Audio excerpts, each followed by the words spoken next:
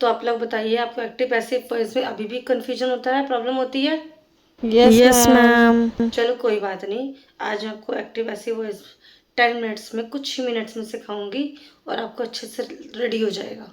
Okay, तो आप ready हैं? Yes ma'am. Very good. चलिए देखते हैं एक्टिव वॉइस में क्या होता है। एक्टिव वॉइस में सब्जेक्ट एक्शन करता है। क्या होता है? सब्जेक्ट एक्शन करता है। राइट। तो जैसे सब्जेक्ट एक्शन कर रहा है, और पैसिव वॉइस में सब्जेक्ट एक्शन नहीं करता है, सब्जेक्ट से एक्शन कराया जाता है। ठीक है, क्या होता है? सब्जेक्ट से एक्शन कराया जाता है। ओके, तो अब देखिए यहाँ पे क्या है, द टीचर टीचर्स इंग्लिश। ठीक है, तो टीचर टीचर्स इंग्लिश, यहाँ पे क्या होता है, ऑब्जेक्ट का सब्जेक्ट बनाते हैं। क्या बनाते हैं? ऑब्जेक्ट का सब्जेक्ट बनाते हैं, जिससे पता होता है कि पैसिव वॉइस में एक्शन कराया जाता है। ठीक है, तो हमें यहाँ पे ऑब्जेक्ट देखना है कौन सा होता है। क्या आप पहचान पाते हैं ऑब्जेक्ट कौन सा होता है? नो मैम, बहुत कंफ्यूजन होता है। यस आई नो कि आपको कन्फ्यूजन होता है। तो चलिए बता देती हूँ मैं। क्या होता है कि जो सेंटेंस में वर्ड का आंसर देता है वही आपका ऑब्जेक्ट है। जैसे कि टीचर टीचर पढ़ा रही है, क्या पढ़ाती है? अब क्या क्या आंसर किसने दिया?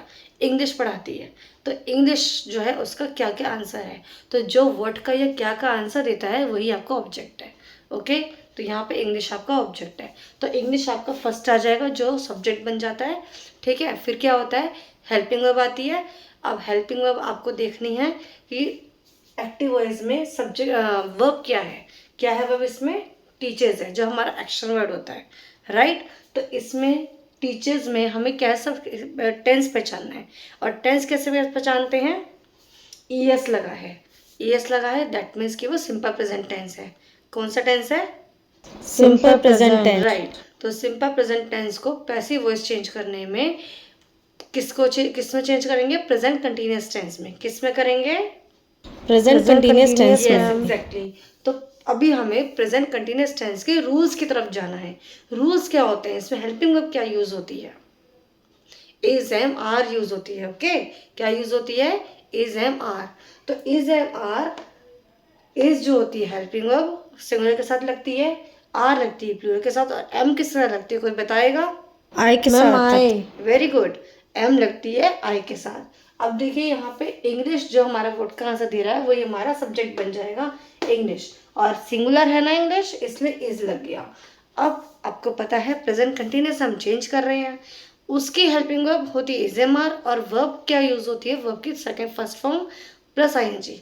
पर एक्टिव पैसिव वॉइस में वो नहीं होता, इसमें उसके अपने रूल होते हैं। इसमें आपको वर्ब की थर्ड फॉर्म लगानी होती है, जिसको हम past participle form of the verb भी कहते हैं। क्या कहते हैं? Past participle form. राइट। तो टीच की फॉर्म क्या होती है? टॉट।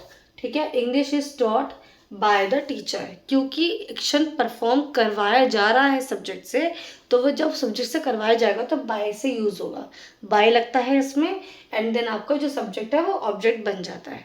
ओके, समझ आ गया कि English is taught by the teacher, यानी कि सेंस वही रहा, थोड़ा सा पलट दिया, ऐसे होता है ये। Exact clear? अब समझ में आया एक्टिव पैसिव वॉइस कैसे होता है? Yes ma'am. Very good. आपको बस ये ध्यान रखना है कि रूल इसका ऑब्जेक्ट ऑफ एक्टिव सेंटेंस क्या होता है?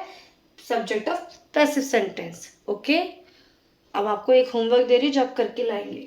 The cat chase the mouse, ये आपका होमवर्क है, आपको कल करके लाना है, कल मैं देखूंगी। ओके, ये आपका भी होमवर्क है, आपको भी कमेंट बॉक्स में इसका आंसर कमेंट करना है, देखते किस किस को समझ में आया है।